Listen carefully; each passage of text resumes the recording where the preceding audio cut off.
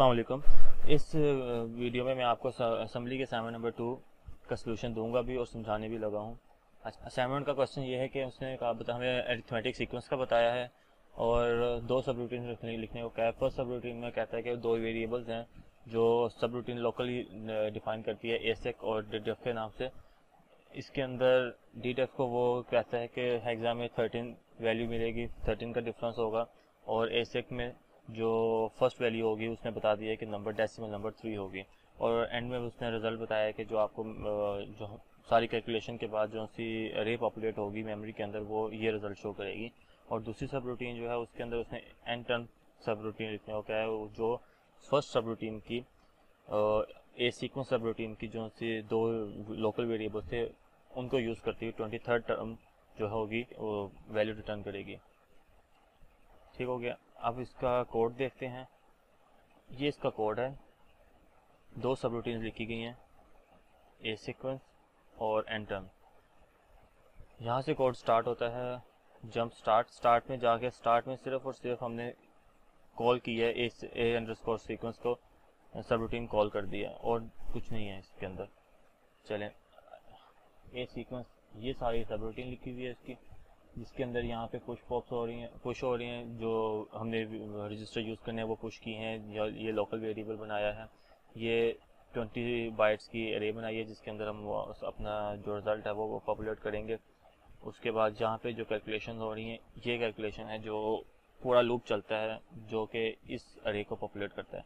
इसको हम देखते हैं असेंबलर में, देखते हैं DOS box 64 bit operating system है ये, इसलिए मैं इसके लिए डॉस बॉक्स यूज़ करना पड़ता है। इसके अंदर हम आके माउंट करते हैं XCSM सॉफ्ट।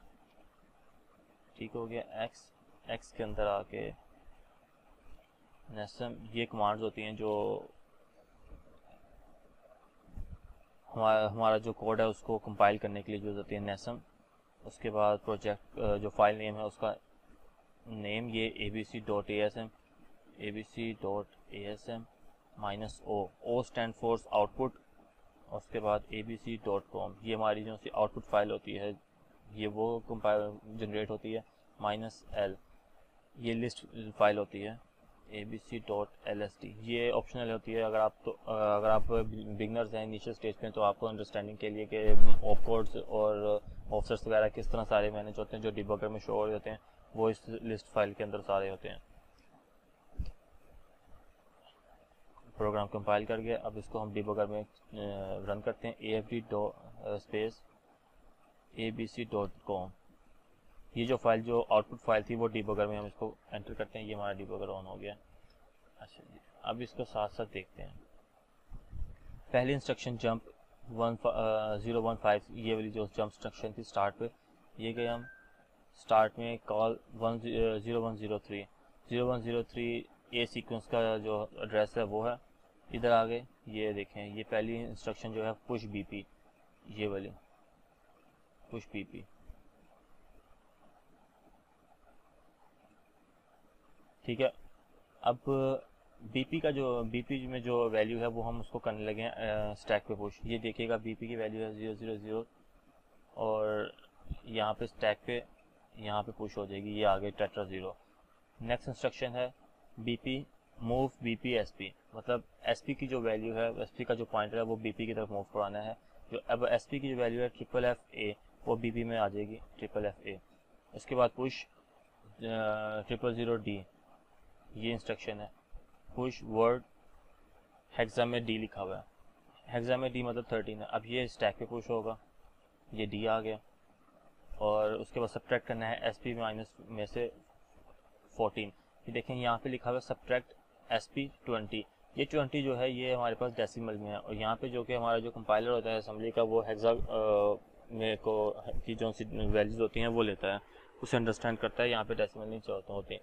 तो ये जो 14 है ये हेक्सा में 20 लिखा हुआ है। तो जब हम इस इंस्ट्रक्शन को चलाते हैं यहाँ पे आप देखिएगा SP की वैल्यू चेंज होगी, SP हो गया FFE4। तो हम अपनी मेमोरी को मूव कर जाते हैं FFE2 की तरफ। ये हम मेमोरी को मूव कर गए, FFE4 था FFE2 की तरफ मूव कर गए। अब नेक्स्ट इंस्ट्रक्शन है पुश AX की वैल्यू टेट्रा 0 है, पुश किया, ये वैल्यू इसकी पुश हो गई, BX की वैल्यू पुश हो गई, और उसके बाद SI की वैल्यू ये भी 0 है, ये भी पुश हो गई। नेक्स्ट इंस्ट्रक्शन है मूव SI 0, SI के अंदर 0, ये हमारा काउंटर था। SI जो हमारी जो है यहाँ पे लिए हमने काउंटर लिया, जिसको हम 10 टाइम्स इंक्रीमेंट करेंगे वर्ड के साइज़ के साथ। तो यहाँ पे ये हमारा काउंटर था SI मूव BP -18 0003। अब ये देखें, मैंने बताया था यहाँ पे हमारे पास इंस्ट्रक्शन है मूव वर्ड BP -24 3, मतलब BP -24 का जो BP के एड्रेस में से 24 माइनस करके जो एड्रेस बनेगा उसके अंदर में 3 मूव करवाना है। तो यहाँ पे 18 लिखा हुआ है, हेक्सा में 18 होता है, और इसको आप चेक भी बेशक कर लें। हेक्सा में मैं यहाँ पे लिखता हूँ 18, तो देखें यहाँ पे 24 आता है, मतलब हम बिल्कुल ठीक काम हो रहा है। अब आप अगर हम इसको माइनस करके देखें, BP का एड्रेस है इस वक्त FFA -18, तो एड्रेस बनता है हमारे पास FFE2। देखें, इसीलिए जब आप देख रहे हैं FFE2, उस वक्त जो हमारे पास SP का एड्रेस आया था FFE4 आया था, लेकिन मैंने इसको मूव करवाया था मेमोरी को FFE2 की तरफ, इसीलिए करवाया था। अब देखें आपके पास जो माइनस करने के बाद जो एड्रेस आया वो ये वैल्यू आई है, ये एड्रेस आया FFE2, जहाँ पे हमारी पहली वैल्यू आएगी। इसको हम नेक्स्ट इंस्ट्रक्शन को रन करते हैं, तो यहाँ पे आ गया 3। उसके बाद मूव AX के अंदर BP + SI -18, ये हमारा काउंटर मूव कर रहा है। ये देखें, यहाँ पे पहली वैल्यू जो थी इसने वहाँ से उठाई, यहाँ से ये पहली वैल्यू ली, इसके अंदर SI को ऐड किया, SI की वैल्यू क्योंकि 0 थी तो वो 0 ही कोई इन्फेक्ट नहीं करेगी, और डायरेक्ट वैल्यू इसके अंदर AX के अंदर आ जाएगी। अब BP -2 ऐड किया, ये हमने BP -2 जो हमने ऊपर वेरिएबल जो डिफरेंस लिया था यहाँ पे 13 का, ये 13 डिफरेंस उसके अंदर हमने ऐड किया AX के अंदर। AX की वैल्यू पहले 3 थी, अब उसको अंदर हमने 13 ऐड किया तो वो 10 होगी। 10 जो है ये हेक्सा में है, डेसिमल में इसको ये 16 वैल्यू है। ठीक हो गया। इसी तरह से आप इसको मूव करवाते जाएंगे। ये BP + SI 6, ये देखें, ये इंस्ट्रक्शन चलाने के बाद हमारे पास यहाँ पे जो वैल्यू है वो 10 हो गई है। ठीक हो गया ना। पहले में हमारे पास 3 वैल्यू थी, नेक्स्ट इंस्ट्रक्शन चली वो 10 वैल्यू हो गई 13 ऐड करने के बाद। अब हमारे पास है ऐड SI 0002, SI के अंदर 2 का इंक्रीमेंट किया, ये 2 आ गया। अब यहाँ पे कंपेयर कर रहा है SI को 12 के साथ, SI 2 है और 12 के साथ कंपेयर कर रहा है।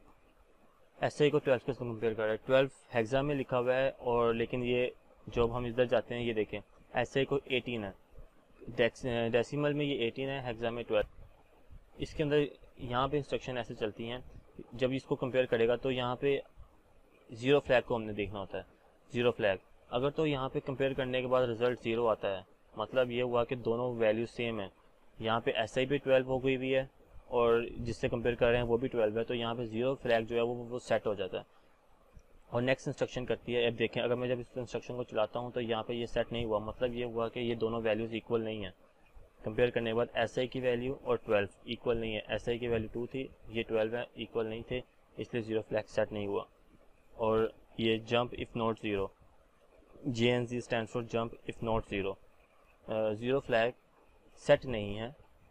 मतलब ये है कि जो लास्ट इंस्ट्रक्शन एग्जीक्यूट हुई है उसका रिजल्ट अगर 0 नहीं है तो ये जंप लगेगी, ये कंडीशन जंप जो है ये एग्जीक्यूट होगी। चूँकि हमारे पास इसका लास्ट इंस्ट्रक्शन का रिजल्ट 0 नहीं था, इसलिए ये जंप लगेगी, एग्जीक्यूट होगी। और तो अब देखें, ये मैं इसको दोबारा से मैं ज़रा क्विकली आपको करके दिखाता हूँ। ये आप देख रहे हैं यहाँ पे सारी मेमोरीज में वैल्यूज़ चेंज हो रही हैं। ये 6 भी, और ये हमारी लास्ट वैल्यू थी 7800, ये 78, 6 भी 78, ये आप यहाँ से टैली कर लें, सारा कुछ सेम है। ये सारी वैल्यूज़, ये हमारी एरिया जो थी वो पॉपुलेट हो गई। अब देखें, अब इसके अंदर जब हम ऐड 2 करते हैं, ये हो गई वैल्यू 12, SI की वैल्यू 12 हो गई। अब जब कंपेयर करेंगे SI को 12 के साथ, तो यहाँ पे देखना 0 फ्लैग, ये मैंने इंस्ट्रक्शन चलाई, 0 फ्लैग सेट हो गया 1, मतलब इन दोनों का जो रिज़ल्ट था वो 0 आया, इसलिए 0 फ्लैग सेट हो गया। अब ये इंस्ट्रक्शन नहीं चलेगी, अब ये जंप नहीं लगेगी। अब मैं F1 प्रेस करता हूँ तो ये पुश पे आ गया, ये पुश, ये वाली स्टेटमेंट सब आ गई हैं। PP-2 पुश किया, ये आ गया। PP-18 पुश किया, ये 3 वैल्यू प्लस फर्स्ट वैल्यू आ गई इसकी। उसके बाद कॉल कही 013D पे। 013D पे ये एन टर्म की जो सी सब रूटीन है ये लिखी हुई है।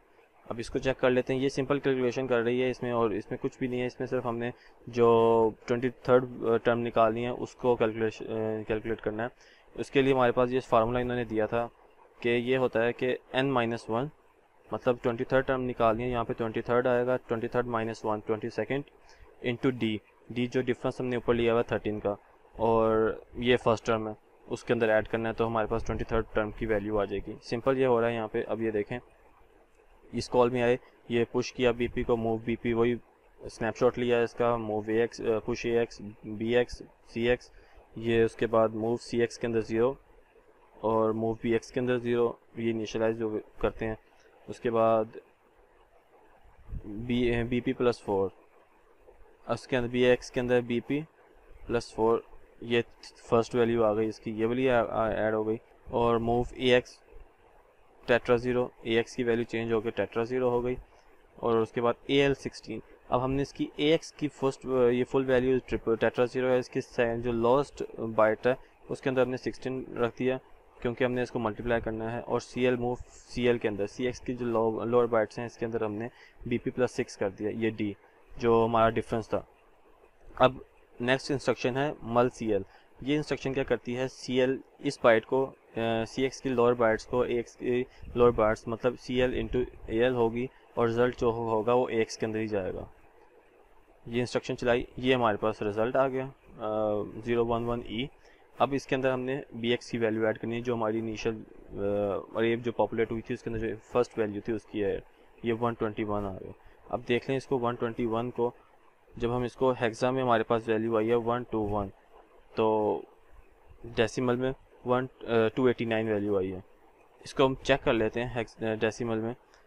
हमारे पास हमने 23rd टर्म की वैल्यू निकालनी थी, उसके लिए हमारे पास फार्मूला था 22nd मल्टीप्लाई बाय 13 का difference plus 3 first term 289, same result आया 289 हेक्सा में 121, ये हमारे पास इसमें रिज़ल्ट आ गया। तो उसके बाद नेक्स्ट इंस्ट्रक्शन वही पॉप की इंस्ट्रक्शन है, ये सारी पॉप CX BX AX और ये रेड फोर्ड कर देगा।